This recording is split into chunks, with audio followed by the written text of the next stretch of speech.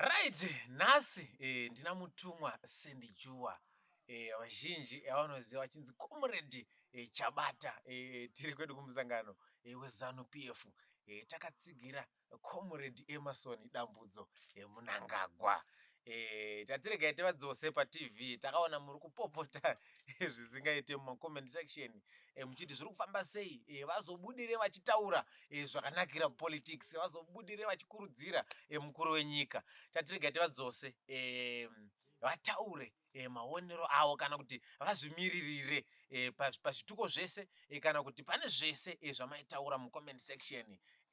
Mutumwa makadii? Tiripo makadii director. Tinofara. Chingamidzanai ine vari kukuonai pachivhitivhiti. Tinotenda muri yeZimbabwe. Makadii kumatima nenyika yeZimbabwe. Haiwa isu tinotenda chaizvo tiri vapenyu.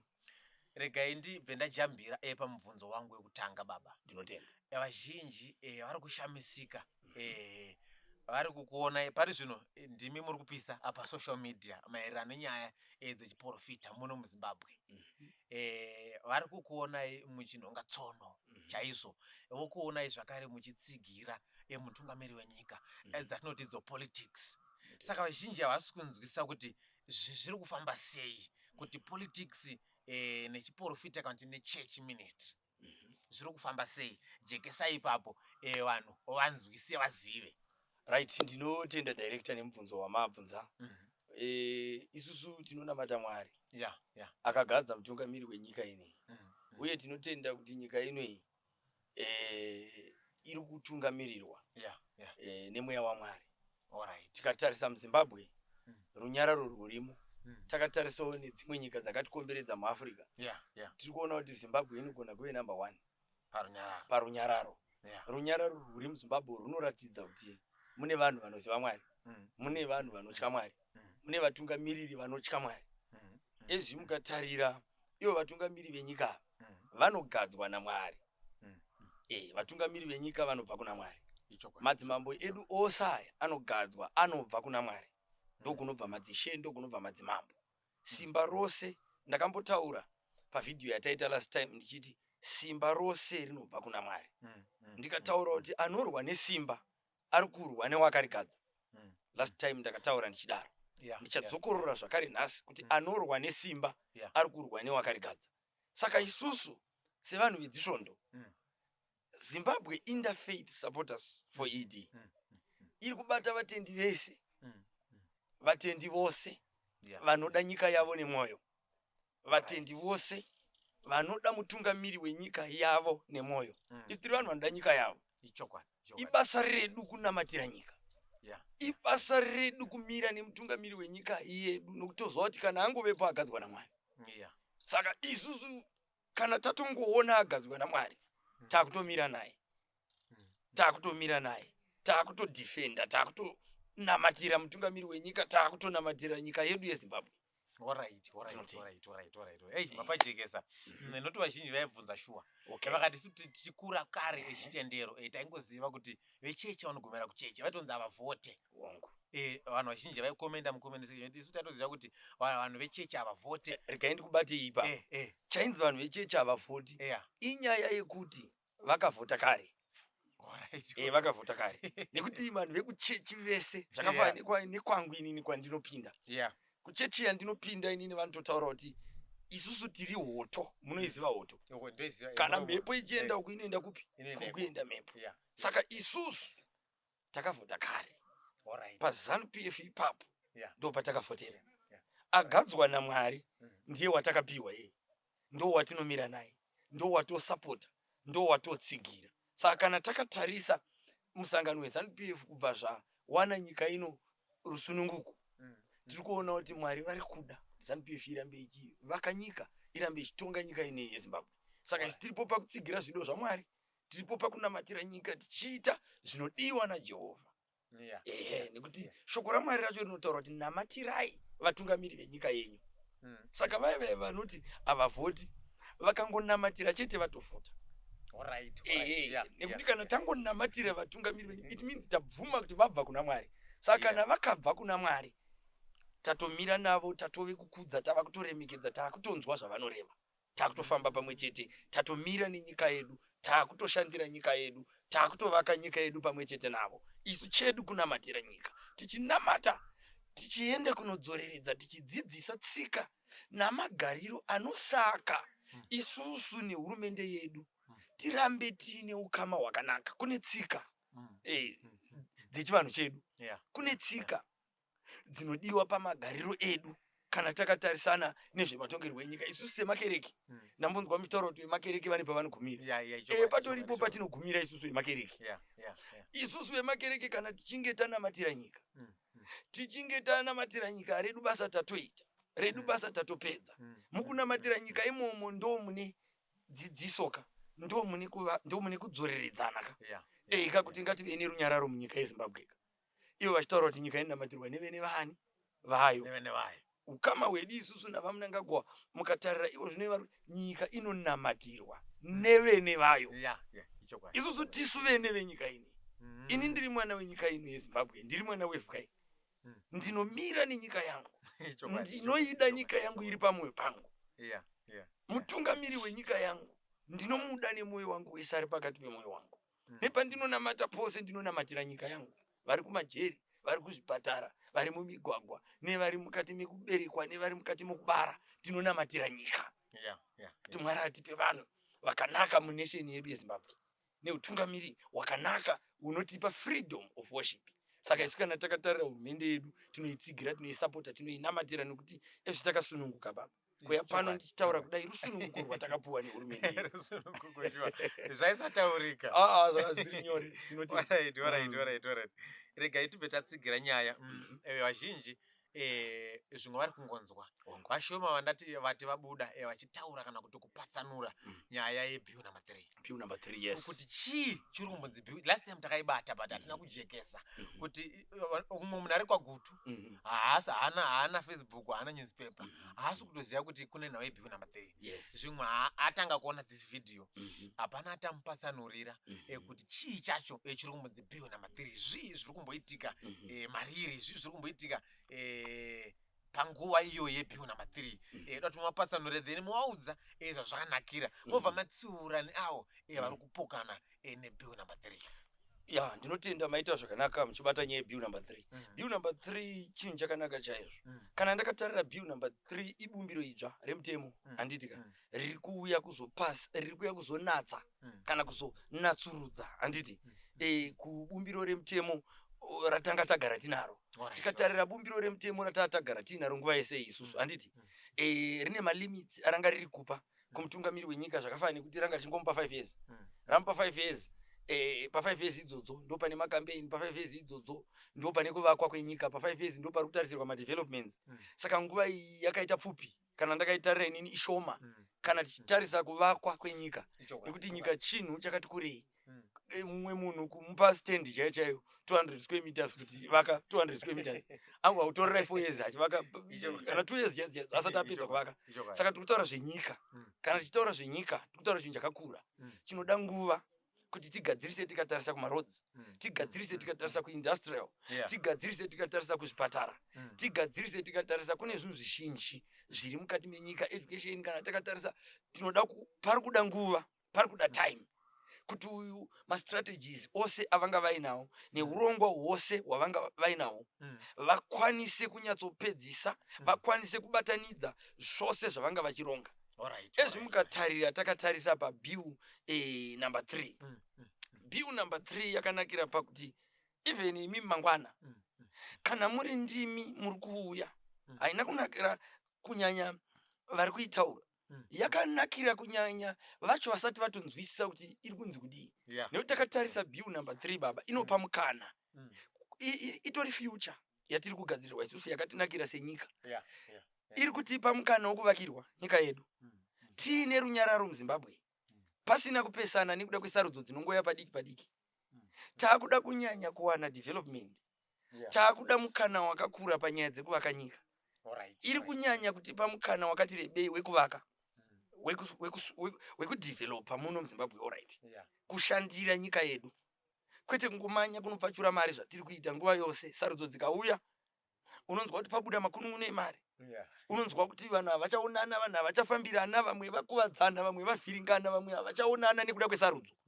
Saka sarudzo dzinogona kutosiya futi vanhu vasingaonani, vasinganzwanani. Kune vamwe vanotorasikirwa neupenyu chaiwo panguva yesarudzo. Nekuti kana vanhu vachinge vachiita gadziriro dzesarudzo panoitika zvinhu zvakawanda wanda. Mere birizhonga, kusanzwanana, kuvengana, kupesana kwavanhu. Asi iko zvinezvi tiri kuona zvinhu zvinogona kutipa nguva. Munyika mune peace. Nyika ichivakwa, vanhu vari murunyararo. Tikatarisa kune vanoita zvematongerwo enyika. Kana uchinge utori munhu anopokana nebill number 3 asi uri mune zvematongerwo enyika, it means hausi kunzwisisa, usati wanyatsotaurirwa kuti bill number 3 yakanakira iwewe. Nekuti iri kukupa nguva, iri kukupa mukana wekutanga basa nekupedza basa. Pasina chaunokundikana nekuda kwetime. Pasina time, hapana time frame yaunenge wanyatsopuwa time yako yakakwana yekuita basa. Saka inini bill number 3 ndinoti aiwopozvo kuti bill number 3 rakanaka chaizvo.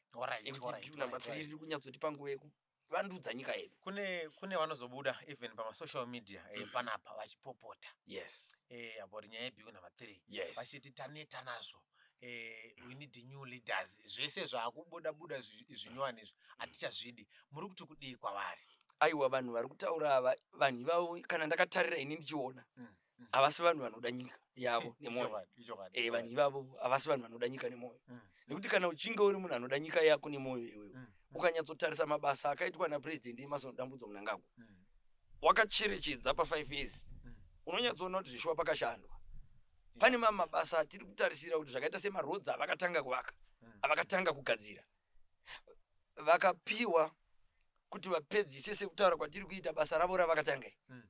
2030 yavari kutaura, unonyatsoona kuti nyika yedu inenge yava pachikamu chepamusoro panyaya dzebudiriro. Saka munhu anoti vision 2030, anoti bill number 3, anoti tiri kuda mamwe maleaders, aiwa, haasi munhu anoda nyika yake nemwoyo wese. Imhandu yenyika, munhu iye imhandu yedevelopment, munhu iye anovenga chakanaka baba. Asi zvagara zviriko, pane chinhu chinei chakanaka pashaikwe futi chinhu chinei chakaipa. Saka kune vanoenda kudivi rechakaipa, ini ndiri kuti havasati vadzidza, vanoda kudzidziswa.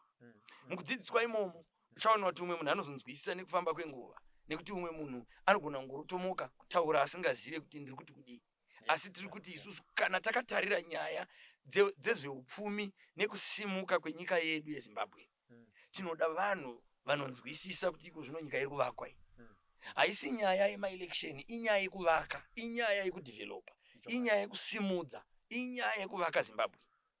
Saka takatarisa vanhu vanoopoza zvinhu zvinosaka nyika yeZimbabwe iende pamberi, handifungi kuti kana kune vanhu vanonamata, kana vanhu vanoenda kudzisvondo, vangaende kudivi rakadai, nokuti kana wakatarira uri munhu anonamata Mwari wechokwadi, unonyatsoona kuti apa Mwari apa vatipa nguva yekuvaka nyika. Apa Mwari apa vatipa mutungamiri ane gwara, ane muono, ndo vanhu vatainamatira kava. Vana Mnangagwa kuti vauye vatitungamirire. Ndo vanhu vatakanamatira kuti Mwari tipei vatungamiri venyika. Vanouya kuzosimudza, vanouya kuzotitungamirira Zimbabwe iende padanho repamusoro panyaya dzekubudirira. Chokwadi nyika iri kubudirira baba. Ma-individuals vanhu vasumuka mukati umu baba. VaMnangagwa vari kusumudza baba. Vari kusumudza. Kungoita mabasa akanaka. President wedu vakavhura mukova kumunhu wese. Havana munhu wavari kuti anosara. ZANU-PF vari kuti ihomwe. Vemachechi takwana tirimo imo. Vemachechi titorimo.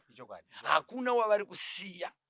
Ani nani muZANU-PF vari kuti ngauye tivake nyika pamwe chete. Saka hama dzedu dziri kupopota nevari kuopoza bill number 3, ndiri kuti ngatibatanei senyika, tiite chinhu chimwe chete, tivake nyika yedu yeZimbabwe. Zvinofadza sei kana tichigara nevatungamiri vane muono, vane chido chokuvaka nyika yatiri kugara. Ifuture yedu isusu, mangwana vana vedu vanowana upenyu hwakanaka, vanorarama upenyu hwakareruka kuburikidza nekuvakwa kwenyika. Hakuna chinouya takagara. Kutaura chaiko chaiko hakunzi chinhu patebhuru. VaMnangagwa havasi kutaura kavari kuita basa. Vamwe vedu vari kuzara pasocial media vachingopopota, vachitaura, vachituka, vachitsoropodza. Handiti izvozvo ndo zvimwe zvezvimwe zvatinoti isusu seZimbabwe Interfaith Supporters for AD. Apa ndakumbotaura saNational Chairman. SeZimbabwe Interfaith Supporters for AD, rinotori basa redu kuenda kunofundisa nekudzidzisa kuti aiwa mutungamiri wenyika anogadzwa naMwari, anobviswa futi naMwari. isusu tinogona kutaura tigopopota tigodi asi hatina masimba. Mwari ndo vakagadza vaMnangagwa kuburikidza neminamato yevana veZimbabwe. Saka isusu tikangonamata Mwari, Vision 2030 iyo uchaona kuti inongopasa. Bill number 3 iyo uchaona kuti inongopasa. Nekuti yakapfugamirwa, yakanamatwa, ukacherechedza iko zvinezvi ndandiona vamwe apostori avakaungana paMhondora vachinamatira nyaya yebill number 3 vachitaura kuti bill number 3 bozvo kuti. Saka kureva kuti vedzisvondo vane vision kuburikidza nezvakataurwa naMwari ndati nyika ino yeZimbabwe iri kutungamirirwa nemweya waMwari. Saka vose vanotaura naMwari havasi vari kunzwisisa kuti chii chinombonzi bill number 3. Kana vakatarisa zviri mubill number 3 nezvido zvaro nezvariri kutaura vari kutongoona kuti kawani kusimuka nyika yedu yeZimbabwe inenge yapa matanho epamusoro. Saka tinotenda chaizvo zviri mubumbiro remutemo. Alright. Tichienda kudivi renyu tiri kusizi Zimbabwe Interfaith Supporters ndizvanditi ndepapi pamwe pachidanho patave maererano ikatine development maprograms atiri kuronga seprogram yedu maprograms mafunctions machichi tapapi pari zvino tiri papi tiri kuenda kupi izvozvi kutaura kwandiri kuita kuno musi weSaturday musi wa11 April tinenge tiri paMhondoro paMarsh West tinenge takasangana ikoko tinenge tichironga kana kuti tinenge tichiparura Zimbabwe Interfaith Supporters for AD kuMarsh West. Province. Tine zvinhu zvizhinji director zvatakatarisana nazvo kuZimbabwe Interfaith Supporters for AD. Tine maprojects atiri kuda kuti tinge tichiita achaunza mabenefits kuvana vedu achaunza mabenefits kunyika ino yeZimbabwe. Tichabatsirana chaizvo nehurumende, tichange tichiita maprojects anobatsira vechidiki, tichange tichiita maprojects anobatsira vakaremara, tichange tichiita maprojects anobatsira maindividuals, tichange tichiita maprojects anobatsira nherera neshirikadzi mukatumu. Zvese izvozvo tichange tiri kuita tichibatsirana vemachechi. Izvi tine vanhu vazhinji vatiri kutaurirana navo, vamwe vacho tatotanga kuita maprojects mukati mumachechis akasiyana siyana. Tine maprojects atatotanga.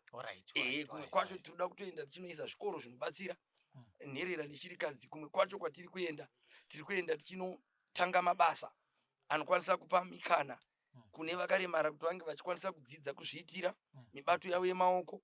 Kumwe kwacho tiri kuenda tichinotanga mabasa anokwanisa kupa mukana wekuti chembere dzedu handiti dzinowanawo pekutangira kana kuti chekubata. Saka zvese izvozvo tine urongwa kana kuti tiri pakati pekumhanya tichironga iko zvino kuti tione kuti apo zvabuda here, apo zvabuda here, apo zvabuda here. Zvese izvozvo tiri kumanya tichiita vedzisvondo. Patinenge tasvika tikataurirana navo, tine vamwe vatinoona vakafanana nevanongonamatira panze, tiri kusvika tinobatsiridzana navo kuti aiwa apa chinamatirai zvakasununguka, tichibatsirana navo kufambisa mapepa nematsamba avo zviri pamurayiro vachinamata panzvimbo dziri recommended. Tichibva tasiya tavabatsira pamwe kuisa matoilets panzvimbo dzavanonamatira nekuisa mvura ipapo kuti tinge tichinokwanisa kufambira navo nekutsigira Vision 2030. Kuno vaibvunza mucomment section vachiti program yedu yeZIS ina maages here anonzi unofanira kutangira makore akati gumira pamakore akati kuti wati ndoda kujoinawo asi makore angu achiri kutenderwa pamwe ndakuma 70 pamwe ndakuma 80 pamwe ndichiri ne20 years. Ine makore here ari limited anonzi gumira pamakore akati ndo watiri kufamba nawo pamovement. Zimbabwe Interfaith Supporters for AD haina limit yemakore. Asi takatarisa tine vana vamwe vedu vachiri muzvikoro. Vana vedu ivavo ndikatarisa iko zvinezvi pabill number 3 vari kuti aiwa munhu anofanira kuregister handiti kuvhota. Musi wanongonotora chitupa iwoyo ndio musi wanofanira kuregister kuvhota. Saka kureva kuti mwana wese handiti ane 18 years and above kuZimbabwe Interfaith Supporters for AD tinosenza naye, tinoshanda naye. Toitawo mayouth edu vechidiki vari under 18 handiti hativasiyi vana vedu. Tinofamba pamwe tinotopinda muzvikoro tinenge tichitofundisa futi muzvikoro mupi imomo nokuti isusu tinopinda muzvikoro handiti tomboenda mudzinamo, toenda mumakereke, toenda mumisangano tichinodzidzisa kuti mutungamiri wenyika havatukwi. Saka vechidiki vava tinoshanda navo, harahwa dzedu tinoshanda nadzo, ana baba vana amai. Hatina munhu watinosiya. Zimbabwe Interfaith Supporters for AD inoda munhu wese. Muri kuwanzwa comrade Chabata vari kujekesa nyaya nechekuita nesizi Zimbabwe Interfaith Supporters for ED, ZISI, ZISI anditi ZISI, vachitsigira vakati Sandikwete kungobuda tichitaura pano tine zvimwe zvatiri kuronga zvinobhenefita mayouth vechidiki nechembere nevakaremara nevamwe vasinga. Kune umwe munhu asina kuremara asina zvakaita but hatorina zvokuita. But vari kuti sepurogiramu tiri kugadzira maprojects akawanda ekuti mumwe nemumwe anofanira kuwana pekubata tichitsigira vision 2030 yemukuru. Hanzi Zimbabwe is open for business. Ndoma businesses acha mutare nezvawo yayi. Yes. Tichipendera video redu ndiapi mashoko amungada kusira kuno vakakuteererai panguva inoyi. Mashoko andingada kusiya kumhuri yeZimbabwe ndeyekuti ukada nyika yako nemwoyo, ukada mutungamiri wenyika yako nemwoyo wese, ukapfugama ukanamata kuna Mwari, uchitenda kuti panguva yavanangagwa Mwari vachandisimudza, Mwari vanokusumudza.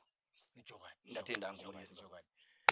Right, inguva yakanaka yandanga ndine minhasi pano paThe African Angle TV ndakabatana nechibanda media mukomangomanazi mwana wakachibanda nhasi tatirege titori mutumwa St. Jua timbwagarisa ofisi tikurukura nawo zvimwe zvamaimvunza mucomment section makasununguka zvakare kubvunza zvimwe tinongowashidza zvakare zvataita izvozvi tonge tichikurukura baba tisataenda pane nyaya yandainzi nditaure nemi maererano nenyaya yechiprofita tadzokera futi kuchechi vazhinji vari kuti isu vamwe tiri abroad tiri UK munhu waMwari havatibvumidzi here kuti vomboenda umwe musi palive vombotolobora vari palive paFacebook tiri kwatiri ikoko.